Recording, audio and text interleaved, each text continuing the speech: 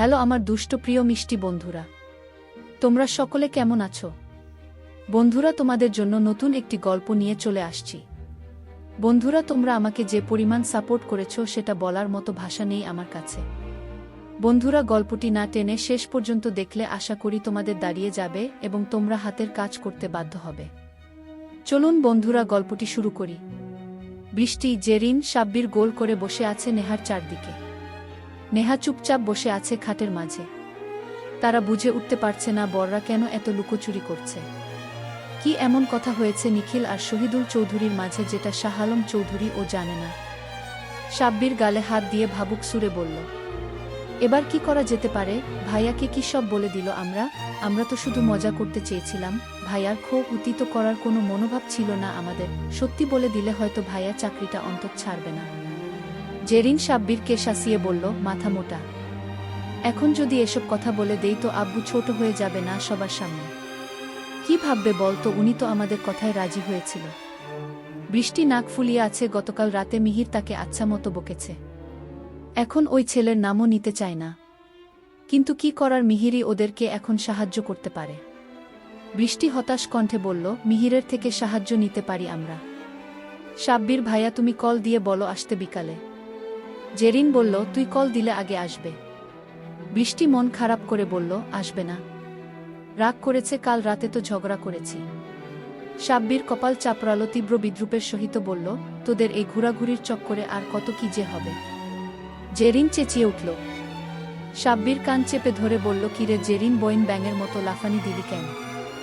জেরিন রাগ করল না মোটেও, উল্টো আগ্রহ নিয়ে বলল, আমরা কোথাও থেকে ঘুরে আসতে পারি সবাই মিলে। এতে ভাইয়া নেহা নিজেদের মতো সময় ও পেয়ে যাবে অনেকটা।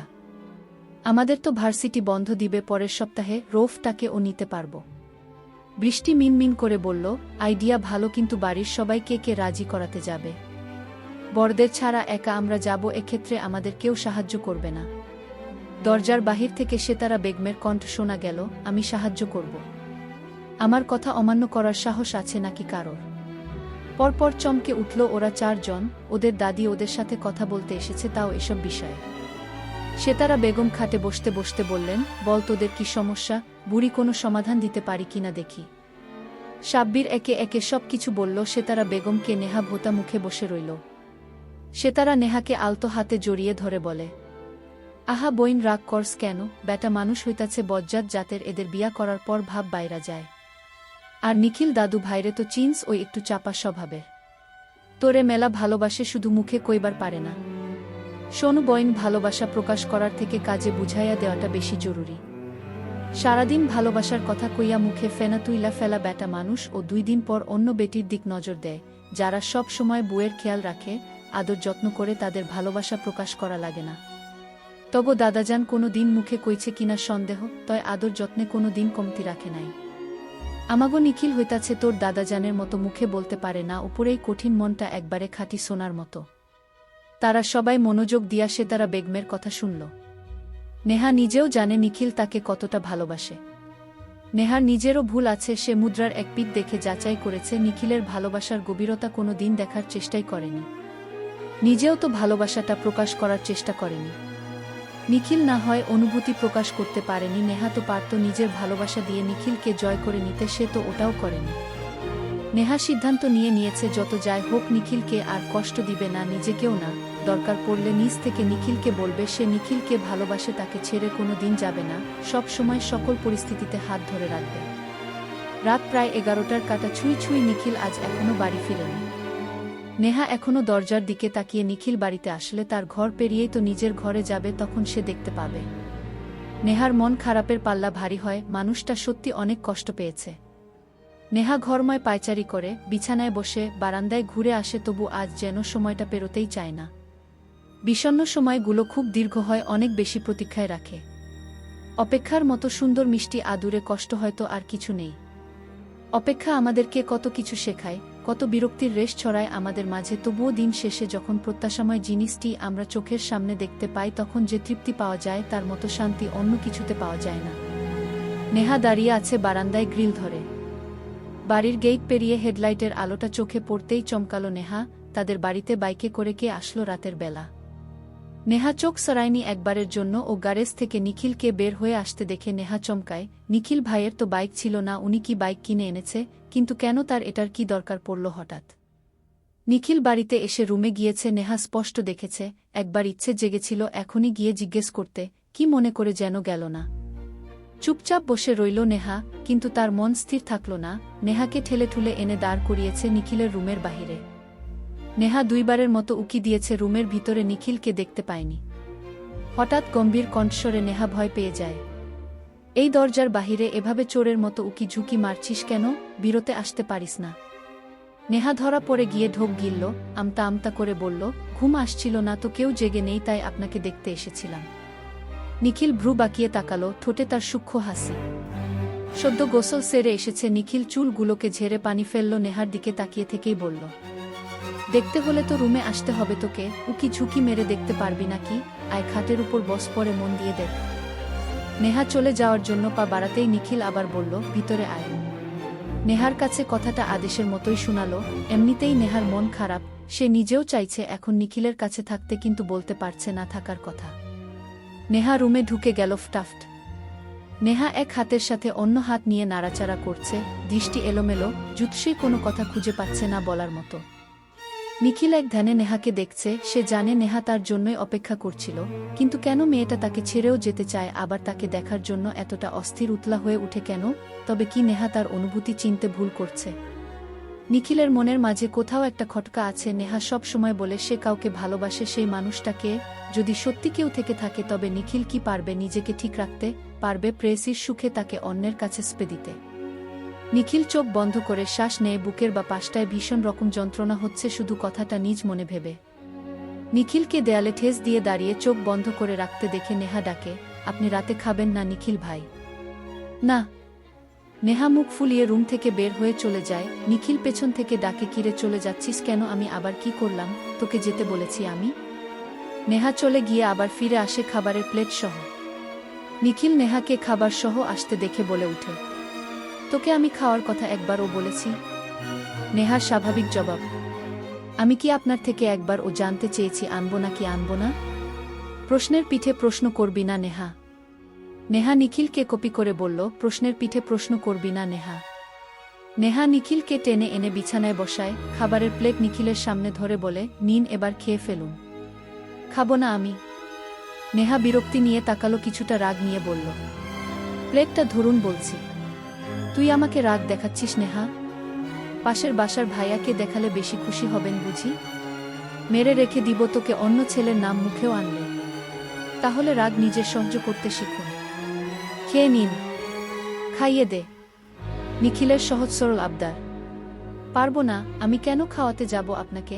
আমাকে দিয়ে কামলা খাটানোর শখ জেগেছে কেন আপনার? বুকে দিয়ে কাজ করালে সোয়াব হয় তাই। তুই ভেবে দেখ, তুই খাইয়ে দিলে খাবো আমি, না হয় না। নেহা বিড়বিড় করে বলল, অসহ্য লোক একটা। নেহা হাত ধুয়ে এসে নিখিলের হাত থেকে প্লেট নিয়ে তার মুখে খাবার তুলে দিল। নিখিল খেয়ে নিল চুপচাপ। মাঝপথে নেহার হাত থামিয়ে দিল। নিখিল কণ্ঠে কৌতূহল নিয়ে জিজ্ঞেস করল, তুই নাকি রাতে খেতে যাসনি? সাব্বির বলল আমায়। নেহা প্লেটের দিকে মন দিয়েই বলল, কখন বলেছে? এই তো আসার পরে। মিথ্যা বলার আর জায়গা পান না আপনি। আসার পর আপনি আপনার বাইক রেখে এসেছেন, পরে সিঁড়ি বেয়ে উঠে সোজা নিজের ঘরে। সাব্বির ভাইয়ার সাথে তো দেখাই হয়নি আপনার। তুই কিভাবে জানলি আমি এগুলো করেছি? আমি আপনাকে দেখছিলাম তাই জেনেছি। আর আমাকে কি সহজ সরল স্বামী ভক্ত বউ মনে হয় নাকি? স্বামী বাড়ি না আসা পর্যন্ত তার জন্য না খেয়ে বসে থাকবো? এত মহান আমি না।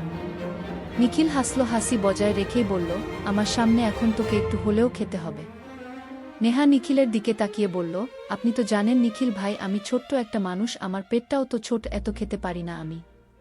পেটটা যখন বড় হবে তখন থেকে বেশি খাবো, এখন খেতে পারবো না। বিশ্বাস করেন একটুও জায়গা নেই পেটে। আমাকে দেখা তোর পেট কত ছোট। নেহা মৃদু চেঁচিয়ে বলল, নিখিল ভাই আপনার মুখে লাগান টানুন বলছি, না হয় আমি কষ্টেপ আটকে দিব বলে রাখছি। আপনার মুখ থেকে এখন যা তা কথা বের হয়। নিখিলের খাওয়া শেষ হতেই নেহা বের হয়ে যেতে নেয়। নিখিল আটকে দিয়ে বলে, মন খারাপ কেন তোর? নেহা নিখিলের দিকে তাকিয়ে থেকে বলে, আপনাকে একটু জড়িয়ে ধরি নিখিল ভাই।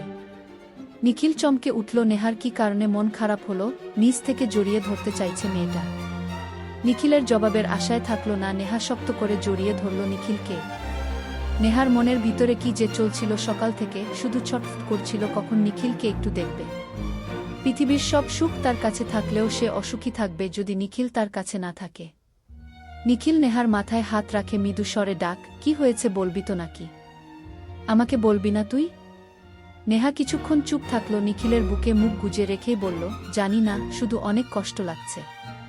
নিখিল দুহাতে নেহাকে জড়িয়ে ধরে কানের কাছে মুখ নিয়ে বলে, আমাকে জড়িয়ে ধরে থাকলে বুঝি কষ্ট কমে যাবে? হুম। নিখিলের চোখ জোড়া খুশিতে জ্বলজ্বল করে উঠল। মানুষের কাছে সবচেয়ে প্রশান্তির বিষয় হচ্ছে প্রিয় মানুষটার বিশ্বাস অর্জন করতে পারা। নেহা তাকে বিশ্বাস করে নির্দ্বিধায় তার কাছে এসে তাকে জড়িয়ে ধরেছে। নিখিল নিজেকে পৃথিবীর সবচেয়ে ভাগ্যবান মানুষ বলে মনে করছে এখন। নিখিলের হাস্যোজ্জ্বল কণ্ঠ, আজকে কি হলো শুনবি নেহা? তোর তো জানা উচিত, বুদেরকে সব জানতে হয়, তারা হচ্ছে স্বামীদের ভরসা, শান্তি, ক্ষমতার উৎস। শুনবি তো নেহা? নেহা মাথা উঁচিয়ে হ্যাঁ সূচক মাথা নাড়ে। নিখিল নেহাকে এক হাতে জড়িয়ে বারান্দায় নিয়ে আসে। নিখিলের বারান্দায় এক পাশে ছোট করে বিছানার মতো পাতা। নিখিল প্রায় সময় এখানে সময় কাটাতো আগে, তার মতে এটা তার সবচেয়ে প্রিয় জায়গা। নিখিল নেহাকে সেখানে বসার জন্য বলল। নেহা গিয়ে দেয়ালের সাথে মাথা এলিয়ে দিল। নিখিল পাশে বসে পড়ল, নেহার দিকে তাকিয়ে জিজ্ঞেস করল, ঘুম পাচ্ছে তোর? না। নিখিল হাসল, কারণ সে জানে নেহা মিথ্যা বলছে। রাত 12টা মানে এই মেয়ের কাছে ঘুমের রাজ্য। সব ভাই বোনরা রাত জেগে আড্ডা দিলেও সেখানে ঘুমিয়ে পড়ে নেহা। আজ কিনা মিথ্যা বলছে। নিখিল বুঝেও কিছু বলল না। কখনো কখনো অভ্যাস কিছুটা পরিবর্তন করা উচিত। ইচ্ছের বিরুদ্ধে গিয়ে যদি ভালো কিছু হয় তো তাতে বাধা দিতে নেই। নিখিল নিজ থেকে নেহাকে টেনে নিজের বুকের সাথে মিশিয়ে ধরল। আজকে চাকরির ইন্টারভিউ দিতে গিয়েছিলাম। নেহা উঠে নিখিলের দিকে তাকাতে চাইল। নিখিল জড়িয়ে ধরে রেখেই বলল, উঠছিস কেন? শুয়ে থাক। আগেরটা ছাড়লেন কেন নিখিল ভাই? আমার উপর রাগ করে ছেড়ে দিয়েছেন? নিখিল বুঝল নেহার মন খারাপের কারণ। তোর জন্য কেন হবে বোকা? কিছু সময় নিজের আত্মসম্মান বাঁচিয়ে রাখতেও কিছু জায়গা থেকে সরে যেতে হয়। এখন শোন গুরুত্বপূর্ণ কথা। চাকরিটা করা যাবে 2 জায়গা থেকে। যদি এখানে থেকে করি তো স্যালারি দিবে 40,000 টাকা। যদি পোস্টিং নিয়ে অন্য শহরে ওদের আরেক ব্রাঞ্চে করি তো স্যালারি দিবে 80,000 টাকা। ভাবছি পোস্টিং নিয়ে চলে যাব, তাই বাইকটা কিনে এনেছি। নেহা ভয়ানক কিছু শোনার মতো করে চমকে উঠল। নিখিলের টি-শার্ট 2 হাতে চেপে ধরে বলে, আপনি যাবেন না প্লিজ নিখিল ভাই। কেন? তুই তো ছেড়ে চলে যেতে চাস আমাকে। তুই যাওয়া যে কথা আমি যাওয়া একই, একজন না একজন দূরে থাকলেই হয়। যাবেন না মানে যাবেন না? আমি যেতে চেয়েছি দেখে আপনাকে ও যেতে হবে নাকি? কেন যাব না আমি? তোর কথা শুনতে হবে এখন আমার? হ্যাঁ শুনতে হবে। কোথায় যেতে পারবেন না আপনি আমাকে ছেড়ে? কেন? জানি না। বউ পালতে হলে বেশি টাকা লাগে, তুই জানিস না? আমি আপনার কাছে কোনো দিন টাকা চেয়েছি বলুন? আমি তো বেশি খাই ও না নিখিল ভাই, এত টাকা দিয়ে কি করবেন আপনি? বেশি টাকা লাগবে না, আপনি বাড়িতেই থাকবেন, কোথাও যাবেন না। আমি আপনাকে ছাড়া থাকতে পারবো না। টাকা লাগবে না তোর? তো কি লাগবে বল? আপনি তো দিবেন না, তাহলে জিজ্ঞেস করছেন কেন? তুই চাইলে নিজের জীবনও দিয়ে দিতে পারি আমি, বল কি লাগবে তোর? নেহার ঘুমে নিভু নিভু চোখ, ঘুম জড়ানো কণ্ঠে নেহা অস্পষ্ট স্বরে বলল, আপনাকে। নিখিল ঘুমন্ত নেহার দিক তাকিয়ে শান্তির নিঃশ্বাস ফেলল। মেয়েটা এখনও পৃথিবীর কঠিন নিয়মগুলো নিজ চোখে দেখিনি, ছোটবেলায় কখনো অভাব বুঝতে হয়নি। বাড়ির কেউ অভাব কি জিনিস বুঝতে পারেনি, নিখিল নিজেও জানত না, তবে তাকে বাস্তবতা শিখিয়েছেন শাহ আলম চৌধুরী। সে দেখেছে তাদের বাবা চাচারা কত কষ্ট করে ব্যবসা করেছে, সব কিছু টিকিয়ে রেখেছে, নিজেরা শত কষ্ট মাথা পেতে নিয়ে পরিবারকে সুখ স্বাচ্ছন্দ্যে ভরিয়ে রেখেছে। নিখিল জোছনাবিহীন রাতের আকাশের দিকে তাকিয়ে নিজেকে প্রশ্ন করল, তুই আদৌ নেহাকে আগের মতো সুখে রাখতে পারবি তো নিখিল? ওকে কোনো দুঃখ এসে ছুঁয়ে দিবে না তো আবার? মেয়েটা যদি সন্তুষ্ট না থাকে তোর প্রতি, তুই কি কখনো ওর যোগ্য স্বামী হতে পারবি? নেহা নিখিলকে জড়িয়ে ধরে ঘুমাচ্ছে অতি শান্তিতে। নিখিল এত চিন্তার মাঝেও কোথাও একটা সুখ অনুভব করছে। এই মেয়েটা ওর পাশে থাকলে সব দুঃখ ভুলে যায়, সব ক্লান্তি দূর হয়ে যায় নিমিষেই। নিখিল নেহার কপালে চুমু দিল গভীরভাবে, নেহাকে নিজের কোলের উপর শোয়ালো নিখিল। মেয়েটা ঘুমের মাঝেই ওর কোমর জড়িয়ে গভীর ঘুমে আচ্ছন্ন হল। আর কত ঘুমাবি নেহা? উঠ, আমি কিন্তু এখন চলে যাব, পরে কিন্তু আর দেখতে পাবি না। নেহা ঘুম থেকে ধরফরিয়ে উঠল। নিখিল শার্টের বোতাম লাগাতে ব্যস্ত। নেহা নিখিলের শার্টের এক কোণা চেপে ধরে বলল, আপনি সত্যি সত্যি চলে যাবেন? আপনি তো বলেছেন যাবেন না। নেহার চুপসে যাওয়া মুখ দেখে নিখিলের এবার হাসি পেল, কিন্তু হাসলে নেহা নিশ্চিত ওর মাথা ফাটিয়ে দিবে এই মুহূর্তে। অফিস যাচ্ছি। তুই তো দেখছি প্রথম দিনই আমাকে দেরি করাবি নেহা। মিহির হন্তদন্ত হয়ে দরজা ঠেলে আসতে আসতে বলল, কিরে শালা নিখিল, তুই এমন একটা কাজ করতে পারলি ভাই? আমাকে রেখে তুই দ্বিতীয় ব্রাঞ্চে চলে যাচ্ছিস, একবার জানাবি না আমাকে? নেহা চোখ বড় বড় করে তাকালো নিখিলের দিকে। নেহা অবিশ্বাস্য কণ্ঠে বলল, নিখিল ভাই, আপনি আমাকে মিথ্যা কথা বলেছেন? আপনি ঠিকই না জানিয়ে চলে যাচ্ছেন? তো যান, আমি আর আপনার সাথে কোনো কথা বলবো না। নেহা দ্রুত পা চালিয়ে চলে গেল। নিখিল পিছু ডেকে বলল, কথা তো শুনে যা নেহা। মিহির বেচারা কিছু বুঝে উঠল না। নিখিল মিহিরের দিকে বিরক্ত নিয়ে তাকালো। তুই দেখে শুনে কথা বলবি না? ওফ, এখন তো এই মেয়ে 6-7 আর কাছেও ঘেঁষবে না। নিজ থেকে এসেছিল কালকে, এভাবে তুই আমার সংসারে আগুন লাগিয়ে দিলি মিহির। আমি কি করলাম? আমি কি জানতাম নাকি তোর রুমে নেহা আছে? নেহা কোথায় থাকবে তো? তোর বুকে কি তুই আলাদা রুমে রেখে ঘুমাবি? এসব কথা বাদ দে, তুই তোর হিটলার শ্বশুরের সাথে আমাকে রেখে তুই অন্য অফিসে গিয়েছিস কেন? শ্বশুর জামাই যুদ্ধ করে আমার মতো অবলা মানুষটাকে কেন ফাঁসিয়ে দিলি ভাই? আমার শ্বশুরের সাথে দিলেও মানতাম, সহজ সরল ছিল। চুপ থাক, তো প্রয়োজনেই গিয়েছি, তুই দেখ বলে কয়ে আসতে পারিস কিনা? এই অফিস বাড়ি থেকে দূরে বেশি, তাই বাইক কিনেছি রাতে। বাহ, ভালো তো, যা যা খুশি কর। এদিকে তোর বোন আমাকে জ্বালিয়ে মারছে, রাতের বেলা ঘুরতে গেল, নিজে আসলো, ভালো করে শুধু বলেছি একটু, উল্টো ঝাড়িয়ে আমাকে দিল, রাগ দেখালো আমার উপর। ব্লকও করেছে আমাকে। তোর মতো ভাই আছে দেখেই আমার বুটা এত নির্দয় হয়েছে। নিখিল ঘড়ি পরে রুম থেকে বের হয়ে বলল, বসে থাক তুই, আমার দেরি হয়ে যাচ্ছে। নিখিল নেহার রুমে ঢুকে দেখল বৃষ্টি বসে আছে। নিখিল বৃষ্টিকে বলল, রুম থেকে বের হো একটু। বৃষ্টি রুম থেকে বের হতেই মিহির ওর হাত টেনে সাথে করে নিয়ে গেল। এটা কোনো কাজ করলে তুমি বৃষ্টি? 2 দিন হয়েছে, বুঝতে পারছো তুমি? বলে দিলেই পারো তোমাকে আর আমার এখন ভালো লাগে না মিহির, তোমার থেকে দূরে যেতে চাই, তোমাকে ছাড়া ভালো থাকবো আমি। বৃষ্টি মিহিরের দিকে কটমট দৃষ্টি রাখল, বিরক্তি নিয়ে বলল, তুমি কি চুপ করবে মিহির? মিহির হাঁটা বাড়ালো সামনের দিকে। তুমি যেহেতু চাও না আমি আর আসবো না, ফোন করে বিরক্তও করব না। ভালো থেকো।